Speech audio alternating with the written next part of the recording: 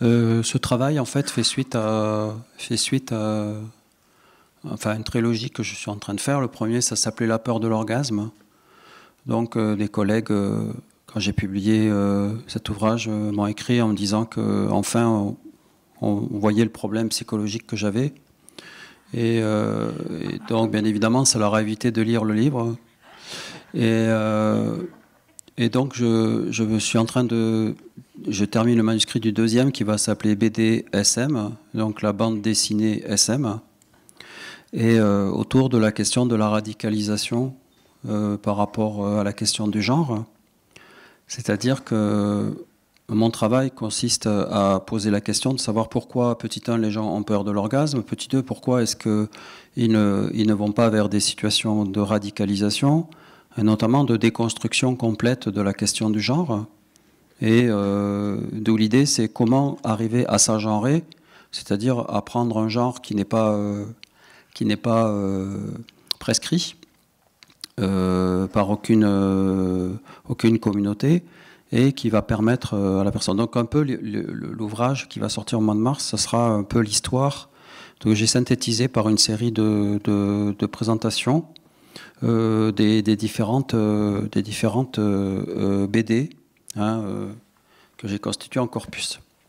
Alors, ce travail s'inscrit dans un travail que j'ai engagé avec Anaïs Bernard et sa thèse autour de la question des images du corps et notamment des expériences immersives. Puisque ce qui me frappait beaucoup, c'est finalement l'idée qu'à l'occasion de ces expériences immersives, eh bien, les gens vont essayer de sentir leur corps vivant de manière nouvelle et souvent de manière involontaire, c'est-à-dire produite par le dispositif.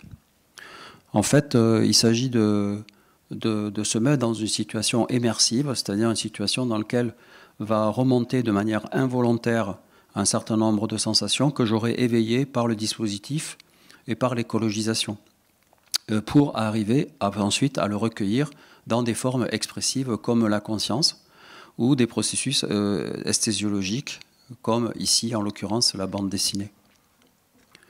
Alors, bien évidemment, pour atteindre ça, il faut distinguer plusieurs niveaux dans l'expérience. Le niveau le plus fondamental, celui qui va échapper au seuil de conscience et qui est représenté dans la BDSM, c'est justement le domaine de la douleur, de l'extase, du vertige ou de l'orgasme, et qui montre précisément qu'on peut avoir un récit direct de ce qu'éprouve le corps vivant lorsqu'il se met dans un des dispositifs. Et ensuite, bien évidemment, on va pouvoir en faire un récit. Ce qui est le caractéristique de la bande dessinée, c'est de nous proposer un récit et on verra la différence entre des gens qui font des dessins, des BDSM drawing, différentes de la bande dessinée où là il y a un récit plus élaboré. Alors bien évidemment ce qui nous intéresse depuis toujours c'est l'activité du corps et notamment la question de l'activité du corps vivant par rapport au corps vécu. Et on s'attachera en particulier dans la bande dessinée SM aux activités non conscientes, c'est-à-dire à l'acceptation de se mettre dans des dispositifs qui peuvent être des dispositifs de contrainte, qui posent bien évidemment la question du consentement. Mais enfin là, on est moins on n'est pas dans la réalité, on est dans un imaginaire. Et donc c'est intéressant d'explorer cet imaginaire pour voir jusqu'où un certain nombre de dessinateurs sont prêts à aller pour justement obliger les sujets qui acceptent de vivre cette expérience de se dégenrer, de s'agenrer et de reconstruire un nouveau rapport avec leur corps. Donc tout ça pour aboutir à une perception du corps vécu qui fait que bien évidemment ce qui en ressort dans la BDSM c'est vraiment quelque chose qui n'a sans doute pas grand chose à voir avec l'expérience réelle de la BDSM, c'est-à-dire une situation finalement qui se traduit par une expérience. En effet, ici on est confronté à une mise en scène fantasmatique très souvent interprétée comme une mécanisation du corps. Et en tout cas, un certain nombre de premières bandes dessinées SM, comme celle de Stanton ou de John Wiley, très centrées sur le fétichisme et sur le bondage, vont finalement déplacer bien sûr la représentation du corps vers l'underground, mais vont commencer surtout à dessiner des filles qui sont dominées par des femmes, en l'occurrence, ou par des hommes, mais toujours dans l'idée d'une mise en scène fétichiste. Alors on le voit par exemple chez Gwendoline, qui est la série bien connue, où là, bien évidemment, la question de la contrainte, de l'obligation, va déjà travailler quelque chose d'intéressant pour nous, qui est vous le voyez sur les visages, qui est la question de la déformation du visage. C'est-à-dire qu'un des enjeux aussi de la BDSM, c'est qu'elle va pouvoir, contrairement peut-être à la photographie BDSM ou au film BDSM, elle va pouvoir fixer les moments de déformation du corps vivant, et donc de transformation aussi de la forme du corps. C'est ça qui est intéressant. C'est comment la forme... parce que là, je suis sur du dessin. Alors, soit à travers des dispositifs, donc par exemple la relecture de Sacher Masoch par Saraja, ou d'autres dispositifs qui font que, par exemple, sur la posture, sur le corsetage, sur la position du corps, on va pouvoir mettre en place des positions ou des formes qui sont difficilement réalisables dans la pratique, ou qui demanderaient effectivement une expertise totale, alors que là, bien évidemment, on peut jouer sur plusieurs facteurs, c'est-à-dire la contrainte du corps, le mécanisme extérieur, et aussi, bien évidemment, toutes les techniques qui vont imposer cette posture. Alors Crépax, bien évidemment, va participer très tôt d'ailleurs, quand on regarde le travail de Crépax entre les années 50 et les années 70, à une sorte de relecture de Sade, mais dans un environnement finalement de sexe-fiction, où la dimension imaginaire et fantasmatique va donner un scénario, une ambiance, une façon d'immerger finalement l'expérience, comme par exemple dans la lanterne magique. Alors la sadisation de la bande dessinée commence plutôt, et là je m'appuie sur le travail extraordinaire de Jacques Sadoul, il faut rendre hommage à Jacques Sadoul, qui a fait des livres à la fois sur le cinéma et sur la bande dessinée, et qui a fait un inventaire assez précieux de tout ça. Et il montre que la bande dessinée, notamment italienne, va faire basculer, finalement, va sadiser la bande dessinée, c'est-à-dire en sortant finalement de ce caractère un peu mièvre, un peu convenu, finalement, du fétichisme et du bondage dans le monde anglo-saxon, pour poser la question de la violence, avec donc ce fameux tournant des années 60, où tant au cinéma que dans la bande dessinée, on va représenter des femmes qui vont être extrêmement violentées, avec bien sûr l'idée que des titres comme Démoniaque, Sadique, toutes ces séries que vous trouvez encore sur les quais, si vous traînez sur les quais à Paris, vous avez tout ça accessible à 3 €, donc j'ai arrêté d'en acheter, parce qu'une fois que vous en avez acheté 2, vous avez compris comment ça marche. C'est assez répétitif. Alors, bien évidemment, ça va être repris dans la tradition de la bande dessinée italienne, qui va reprendre toutes ces thématiques-là, et notamment Rotundo va poser la question, et ça c'est une thématique très intéressante du point de vue des classes sociales, c'est la question de la libération du corps bourgeois, c'est-à-dire le fait de faire éclater la norme bourgeoise du corps pour se débourgeoiser, pas comment on dit, et en tout cas être dans une attitude finalement qui va renverser la classe sociale. C'est-à-dire se dégenrer, c'est aussi se déclasser, du point de vue dans la façon dont c'est présenté. Donc ici quelques images sur ces BD, alors qui sont déjà, vous le voyez, avec des dominations de dominats. C'est pas uniquement les hommes qui vont dominer les femmes, mais c'est aussi les femmes qui vont dominer d'autres femmes, ou des femmes qui vont dominer des hommes. Voilà quelques images. Alors, un point intéressant, c'est le cas de Manara, et de la série Le Déclic, qui est un cas tout à fait intéressant, puisque on est bien dans le thème de la déclassification sociale, de la déconstruction du rapport de genre, et de l'idée finalement qu'on va victimiser la femme en essayant de poser la question de qu'est-ce que c'est que la contrainte, comment j'ordonne cette contrainte, est-ce qu'elle se soumet finalement de manière volontaire, ou est-ce qu'au contraire elle est contrainte de manière involontaire.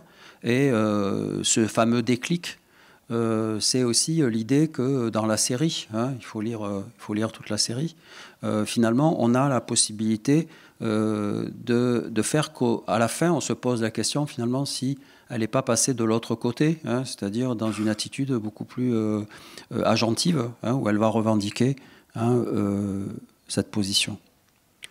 Alors, à l'inverse, on a aussi beaucoup de bandes dessinées SM qui sont fondées sur des rapports de classe dans le monde du travail. C'est-à-dire dans des rapports de domination, de chantage hiérarchique, de situations de chantage et de domination. Hashtag dénonce ton port. Voilà, donc là, vous en avez déjà un paquet dans la bande dessinée. La différence, c'est que dans la bande dessinée, on va voir vraiment ce qui se passe dans ces situations de domination hiérarchique, puisque là, on va nous présenter le récit. Donc, soit effectivement, surtout dans la bande dessinée d'Ardem ou de Bruce Morgan, qui travaillent vraiment sur cette thématique-là, avec l'idée d'un chantage, par exemple, d'une femme qui avait posé dans un magazine pornographique à gauche et qui ensuite va être quasiment violée, harcelée par les hommes, bien évidemment, de son milieu professionnel, qui découvrent finalement qu'elle n'est pas ce qu'elle était.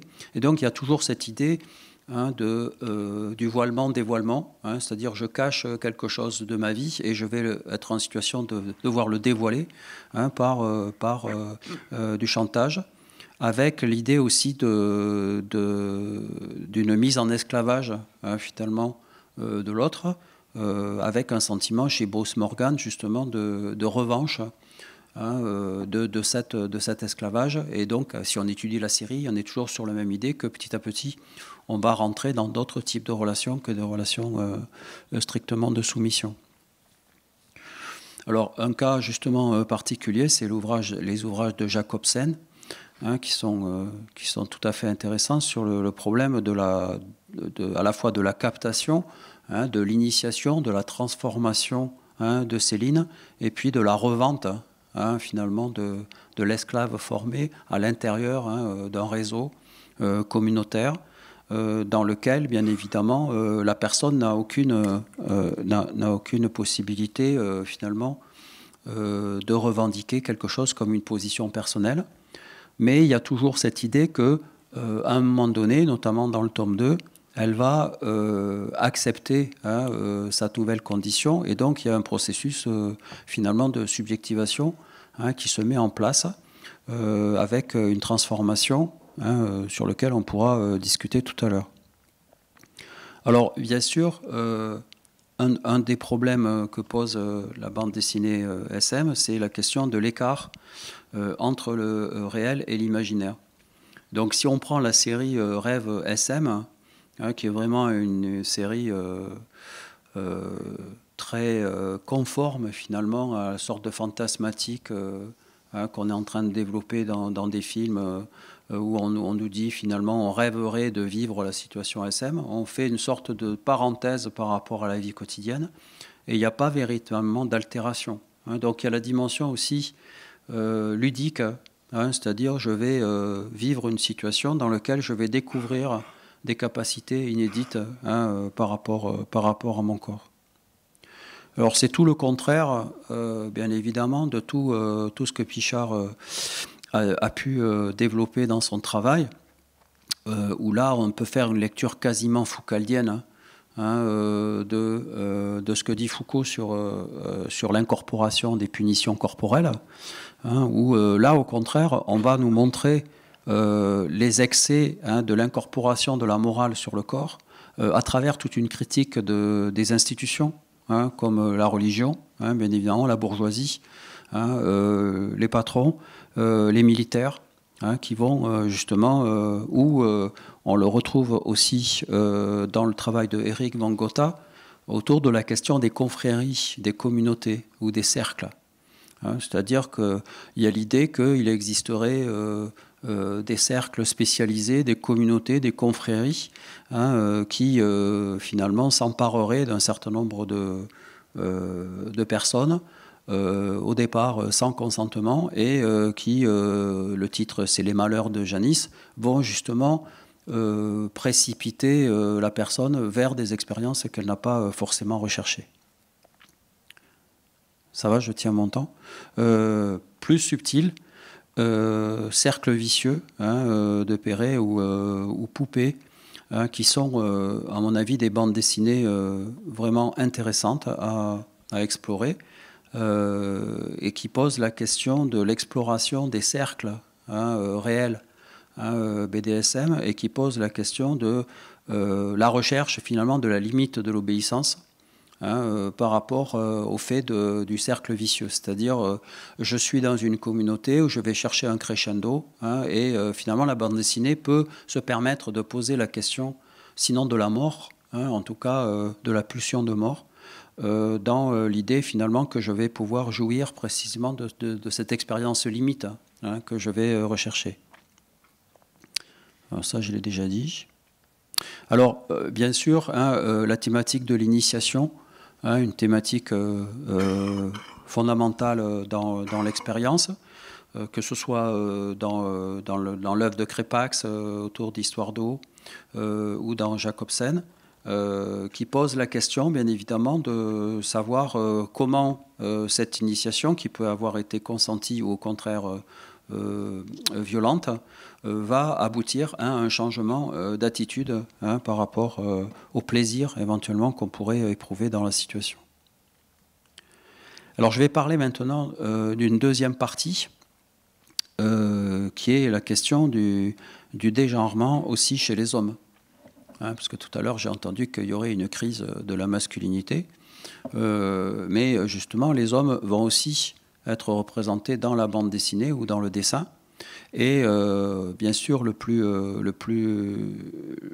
pionnier, hein, comme dit Christophe Beer, hein, et Alexandre Dupouy, hein, qui ont beaucoup travaillé sur ces fonds, c'est bien sûr Bernard Montorgueil, hein, qui bien évidemment va pour la première fois poser la question. Alors là on arrive à la limite, hein, c'est que c'est pas tout à fait des bandes dessinées, c'est des illustrations.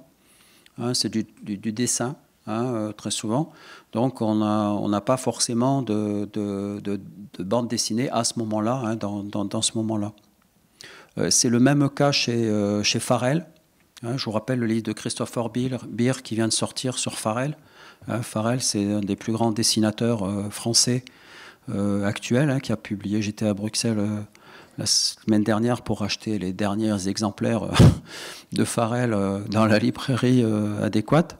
Donc Christophe a fait un livre merveilleux, donc, qui vient de sortir, qui malheureusement n'a pas eu le prix SAD, parce que justement c'est du hard, hein, c'est du très très hard, c'est de la déconstruction complète du corps. C'est ce qu'on peut appeler j'arrive pas à le dire, l'avilissement total.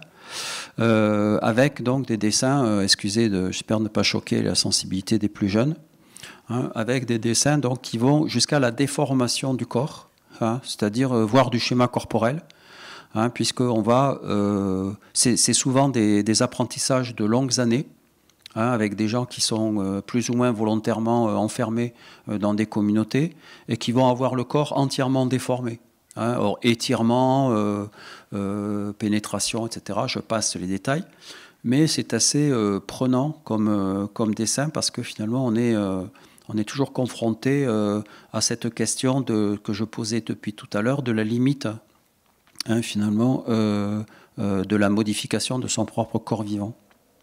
Et puis donc il y avait ce fameux livre de Tonton Ficelle, qui était donc ces dessins qu'il faisait autour de la contrainte, qui est un livre assez politique, qui s'appelle Contrainte, dans lequel, ici, par exemple, une chef de service va s'emparer d'une de ses adjointes pour le week-end.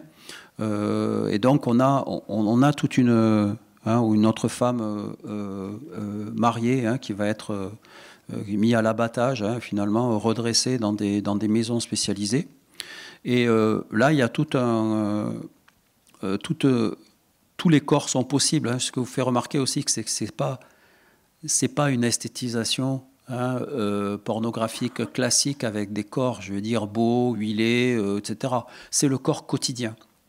C'est le corps de n'importe qui va rentrer dans des dispositifs. Voilà. Et par exemple, j'aime beaucoup ce dessin de gauche là, qui justement c'est la femme de 50, 60 ans, voilà, qui a été larguée par son mari, qui va se retrouver chez un couple pervers, qui va bien évidemment lui proposer l'abattage, etc. Donc tout un tas un renversement. Ce que fait ce livre, c'est un renversement aussi de l'esthétique. Alors bien sûr, on a la domination féminine, avec les professionnels, comme décrite par Jacques-Henri Hopper dans Madame, et puis bien évidemment qui renvoie à des textes récemment reparus. Enfin, j'ai lu justement à Marseille, j'ai trouvé ce livre sur la démolition que je ne connaissais pas, qui est un récit justement de domination masculine qui date des années 72. Et le livre qui vient de reparaître sur les récits de domination féminine. Et donc on est vraiment dans cette atmosphère que Stanton, bien évidemment, avait déjà bien élaboré autour de ça. Donc récemment, Christophe Beers vient de sortir un magazine que vous trouverez à la FNAC, où justement il vient de faire un article sur le face-sitting. Qui sont ces pratiques à la fois de contrainte et d'étouffement du corps. Alors, dans le renversement total de l'ordre social et la destruction des mariages hétérosexuels, on a la série Degenerative Housewife, qui est vraiment totalement queer, qui est totalement même post-gender, puisque il s'agit d'agenrer complètement ces femmes désespérées des banlieues américaines, qui n'ont plus de sexualité et qui, bien évidemment, vont passer d'une domination hétéro à une domination queer par le jeu précisément de l'inversion sociale, mais aussi de l'inversion sexuelle. Donc là, il y a une série de 3 albums qui sont sortis. Pour le moment, la série est un peu arrêtée, mais je suis l'affaire. Alors, bien sûr, le livre peut-être le plus intéressant sur la domination masculine, c'est la capitaliste Renan de X, qui raconte comment finalement c'est une sorte de description d'une société entièrement renversée, c'est-à-dire qu'il s'agit des dominats qui maîtrisent le capitalisme et qui vont récupérer les hommes en les transformant comme nous transformons aujourd'hui les secrétaires, si on en croit le hashtag. Finalement, animal de compagnie, interespèces zoophiles, communauté de conditions, cendrier, etc. Enfin, on reprend on retourne la stigmatisation pour la montrer finalement comment ça fonctionne. Avec l'idée, tu parlais tout à l'heure du Japon, avec l'idée aussi qu'il s'agit de récupérer le sperme des hommes pour se reproduire, bien évidemment, dans l'utérus artificiel. Je pense au livre d'Atlan sur cette question-là. Alors, bien sûr, j'ai oublié de mettre la photo qui va avec, excusez-moi. La série de Paris Skin que je vous recommande s'appelle Ombre et Lumière. Est très intéressante parce que ce sont des jeux d'inversion sexuelle au quotidien, essentiellement fondés sur le voisinage. C'est-à-dire qu'il y a 5 tomes et il s'agit d'explorer les situations de domination à tous les niveaux, que ce soit homme-homme, femme-homme, etc. Et essentiellement dans l'entre-deux de l'espace social, hein, c'est-à-dire à la fois, toujours pareil, ces banlieues, hein, finalement un peu chicos, où les gens ont des comportements stéréotypés, eh bien, on va renverser la situation. Et puis donc de plus en plus d'images, hein, sur Internet, hein, si vous tapez BDSM drawing, hein, vous avez ce type d'images, hein, notamment ici de Sardax, hein, Sardax qui fait tout un travail justement comment il va renverser, hein, le dégenrement, hein, en proposant justement des situations où les hommes sont entièrement dans les situations dominées. Voilà, ombre et lumière, je l'ai là, bien sûr, je me suis trompé. Et enfin, bon, pour terminer, en fait, ça a commencé hein, mon addiction à la question. Hein, enfin, je ne dis pas trop de choses, parce qu'il y a des étudiantes dans la salle, donc ma réputation va être un peu brisée. Mais mon addiction a commencé quand j'ai commencé à découvrir Xavier Duvet. Hein, et là, ça a été vraiment la découverte totale. Xavier Duvet, en fait, a développé on le voit mal, hein, ça sera dans le tableau, mais il a fait toute une série qui un peu reprend l'exposé, c'est-à-dire d'une part l'initiation, d'autre part la discipline, troisièmement la féminisation, hein, et troisièmement le transgender. Quatrièmement, le transgender. Donc il a construit toute une série sur ça, et c'est vraiment lui qui, à mon avis, est celui qui a le plus exploré la question de l'agenrement, hein, puisque dans un premier temps, il va nous proposer une série qui va être centrée sur l'initiation, ensuite la discipline, la féminisation, hein, et la transgendérisation. Donc au départ, ça commence, hein, par la série sur la discipline, donc qui se passe essentiellement dans les HLM, dans les immeubles, hein, voilà, où on va dominer les voisins, etc.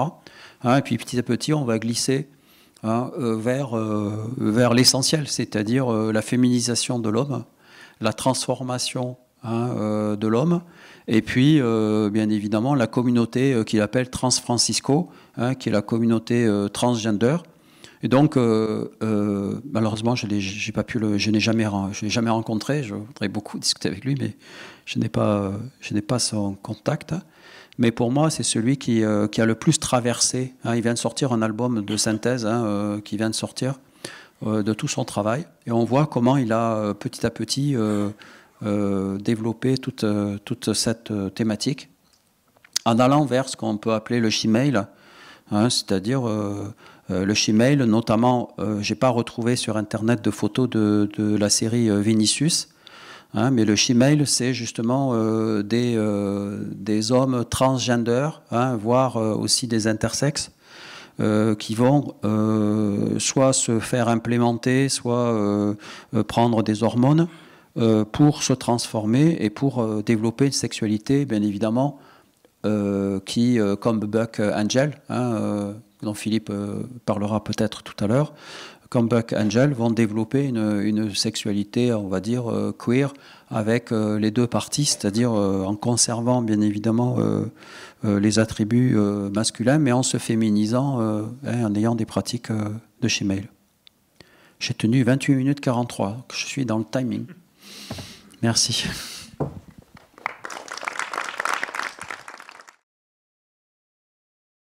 Est-ce que tu pourrais développer le au-delà du genre? Parce que c'est dans le livre, je vois, en fait, j'ai du mal à voir le rapport entre les images qu'on a vues et cette question d'au-delà du genre, à moins que je n'ai pas compris exactement la définition du genre qui est sous-entendue, ce qui est possible aussi. Alors, donc je te rassure, je l'explique en détail dans le livre. J'ai fait exprès aussi de ne pas trop l'expliquer, parce que dans le contexte actuel d'aujourd'hui, il me semble que des gens comme Paul Preciado ou Boursier, etc., sont des gens qui justement vont dans le sens de ce que je suis en train de montrer, c'est-à-dire ont développé des imaginaires et des pratiques, où l'assignation à un genre culturel du fait que finalement tu es une femme ou un homme, avec une sexualité qui serait attribuable en fonction de ce genre, non seulement dans ce que je propose, c'est que non seulement elle est déconstruite, mais à travers ces bandes dessinées, on permet à la personne de construire son propre genre. C'est-à-dire, c'est ce que j'appelle s'agenrer. Tu veux dire au lecteur ou au Oui, personnage? oui, je dis excuse-moi à la personne, c'est-à-dire on met en scène des personnages qui vivent l'agenrement, si tu veux. Dans la réalité, bien évidemment, il y a aussi des gens qui font ça, bien évidemment. Mais ce qui est intéressant, c'est que c'est un imaginaire qui reprend des communautés qui existent, mais qui permettent aussi de dire, notamment chez Xavier Duvet, qu'on peut dépasser la traditionnelle présentation de l'initiation sadomasochiste, hétérosexuelle, domination, dominat, etc. Et que l'enjeu, c'est aussi de déconstruire le schéma corporel, de déconstruire la posture, de déconstruire la façon de s'habiller, la façon de se tenir, la question des hormones, etc. Enfin, donc de pouvoir accéder aussi à d'autres types de pratiques. Et ça, il n'y a pas beaucoup de dessinateurs qui vont jusque-là. On vend beaucoup, 80% des ventes à la boutique Démonia, si tu veux. J'ai fait un travail sérieux de terrain. Eh bien, 80%, c'est le standard que je t'ai montré tout à l'heure. Oui, cette question courte va rejoindre la précédente. C'est qu'on voit quand même énormément de mise en scène d'attributs genrés. Fortement hyper sexualisé et hyper genré, hein, que ce soit d'un côté ou de l'autre, que ce soit pour mettre des personnes physiologiquement d'un côté ou de l'autre. Mais il me semble que la formulation de l'interprétation que tu nous livres, elle laisse de côté cet hypergenrage, où je n'ai pas vraiment saisi non plus, et qu'en plus, même dans le paradigme queer, ou même dans un paradigme dégenré ou agenré ou tout ce qu'on voudra qui échapperait à cette condition culturelle et son soubassement physiologique, même dans ce cadre-là, l'hypergenrage serait super excitant en tant que franchissant un tabou. C'est-à-dire que si on ne peut plus aussi facilement se réclamer d'une catégorie femme-homme hyper féminisée, hyper masculinisée, ben même quand bien même dans les jeux SM, on a encore la possibilité d'en faire un tabou et donc une source d'excitation, ce qui reboucle. Et pour finir, la douleur et le sadomasochisme en tant que tel, moi je ne le vois pas beaucoup commenté. Est-ce qu'il s'agit de souffrir dans son genre ? C'est-à-dire de souffrir en ce que l'on est assigné? Est-ce qu'il s'agit d'explorer l'érotisation algolanique de la douleur? Donc voilà, il y a quand même beaucoup de questions que on ne peut pas tout traiter, hein, mais qui me paraîtrait important de figurer à l'agenda de recherche que tu courageusement nous offres. Non, mais je te rassure, j'ai développé tout ça dans l'ouvrage, mais pour te répondre techniquement à la question, il s'agit effectivement une fois que tu as déconstruit la question du genre, de découvrir effectivement des expériences qui sont décrites dans ces bandes dessinées. Par exemple, je prends l'exemple de la question de la déformation corporelle, hein, la déformation corporelle du corps, la déformation du schéma corporel, la déformation des attributs sur des séquences très longues. C'est un peu la discussion qu'il y a autour de l'œuvre de Farrell. Ouais, c'est qu'au départ, moi, je pensais que effectivement, ce que représentait Farrell, c'était des femmes qui étaient entièrement dans un rite de domination, avec, comme tu dis, une assignation de genre très précis.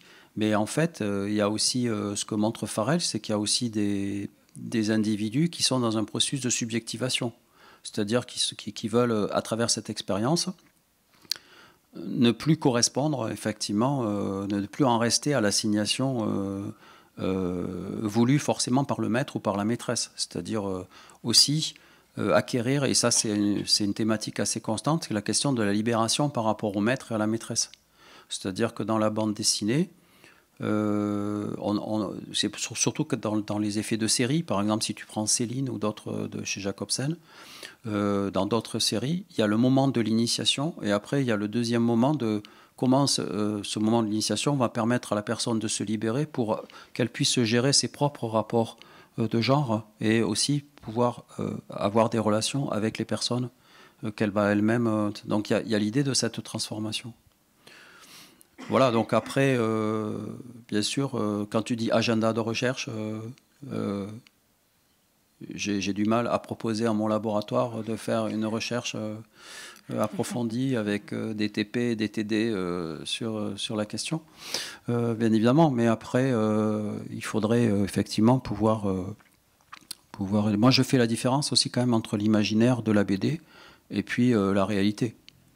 C'est-à-dire que voilà, il y a une transgression possible dans le dessin qui sans doute se fait dans la réalité, bien que je connaisse sans doute moins bien que vous la réalité. Mais ce qui est intéressant, c'est surtout l'imaginaire qu'on propose. Enfin, je veux dire, c'est comme l'imaginaire de la science-fiction. Hein, je veux dire, quand tu prends l'imaginaire de la science-fiction, les derniers albums qui sont sortis là, on voit qu'on nous propose, on parlait de robots tout à l'heure, dans Blade Runner par exemple, le fait qu'il y ait cette fille qui naît finalement de l'amour entre un être humain et un cyborg, c'est une idée tout à fait intéressante sur qu'est-ce que c'est que finalement le biocyborg. Donc moi c'est surtout ça, je me sers de ce travail-là pour un travail prospectif pour essayer de déconstruire un peu les catégories dans lesquelles on s'installe facilement et surtout par rapport au débat actuel sur... c'est même délicat de faire un exposé comme ça dans le contexte actuel où finalement on pourrait très vite penser que s'intéresser à ces imaginaires-là, ça serait renforcer des stéréotypes de genre. Je crois pas. Je pense que justement dans ces imaginaires-là, il y a vraiment des gens qui s'interrogent sur leur genre, qui veulent essayer de le remettre en cause, qui se posent des questions sur comment ils ont été assignés à un genre en particulier. Notamment sur la question des hommes c'est la deuxième partie de l'exposé, qui est la deuxième partie de l'ouvrage, sur les hommes justement qui vont entamer ce processus de féminisation. Alors il y a une troisième question et puis peut-être ensuite on prolongera la discussion au cours du déjeuner. Bonjour, merci beaucoup pour votre intervention. Moi, il me manque un truc dans votre exposé parce que vous dites au-delà du genre. J'ai pas entendu de notification sur les auteurs de toutes ces BD qui sont. J'ai pas lu de nom de femmes. Et voilà, l'exclusivité du mâle, alpha, qui écrit et qui s'interroge sur le genre. Je trouve que c'est quand même très intéressant que les auteurs soient assignés à une masculinité de naissance et donc tendus vers ces questions et qu'il n'y ait pas de voix féminine qui s'élève pour dessiner justement sur ces préconçus, sur justement le BDSM. Enfin voilà, je pense que c'est quelque chose de très important de parler des auteurs en fait. Moi je réalise moi-même des études sur les hommes et les femmes qui réalisent quoi, sur les inversions, les féminisations, les masculinisations, la monosexualisation, etc. Et je pense que c'est voilà, moi c'est quelque chose qui m'a manqué dans votre exposé parce que les hommes, je suis d'accord, ont tout investi. Voilà, les relations saphiques, l'homosexualité, etc. Mais c'est vrai que ça ne vient que d'eux. Et voilà, je m'interroge. Je suis d'accord, mais je cherche. J'ai exploré quand même. Vous pouvez penser que j'ai exploré quand même suffisamment les auteurs de bande dessinée. Effectivement, c'est une thématique. Maintenant, ce style d'assignation en disant finalement ce sont des hommes qui font ça. Je pense que quelqu'un comme Xavier Duvet, même si c'est un homme, c'est quelqu'un qui a fait un travail de transformation de son propre œuvre, justement en passant d'un stéréotype très histoire d'eau, initiation, etc., vers des thématiques comme l'intersexe, le transgender, etc. Et que c'est pas parce qu'ils sont pas des femmes qu'ils sont pas capables de pouvoir interroger la féminisation du corps masculin. Maintenant, après, c'est vrai que il y a beaucoup d'interrogations dans toutes ces bandes dessinées sur l'identité masculine. Hein, c'est très clair. C'est-à-dire le modèle de la virilité toute puissante. Si vous voulez, ça c'est 80% du commerce. Hein. Les gens achètent ça dans un modèle standard hétérosexuel. Après, beaucoup de ces bandes dessinées mettent en scène aussi des femmes. Hein, dans Desperate Housewives, hein, vous avez toute une série très intéressantes sur le renversement ou dans Ombre et Lumière, où ce sont essentiellement les femmes qui sont dans cette position-là. Donc après, s'il y a effectivement des femmes qui font des bandes dessinées SM, je suis tout à fait preneur de la chose. Ovidie vient de sortir bande dessinée justement autour de avec une collègue autour de ces questions-là, mais cette thématique-là elle n'est pas dans l'album, elle n'est pas dans cet album-là. Donc ça doit exister. Je cherche effectivement l'équivalent, mais pour le moment, j'ai pas trouvé. Puis après, bien évidemment, j'ai écrit ça dans Le corps du chercheur. Et sur la partie idiosyncrasique, voilà. Il ne faut pas toujours se fier aux apparences. Les professeurs d'université peuvent être des hommes assignés à des genres. Ils ne sont pas forcément dans le genre que l'on croit.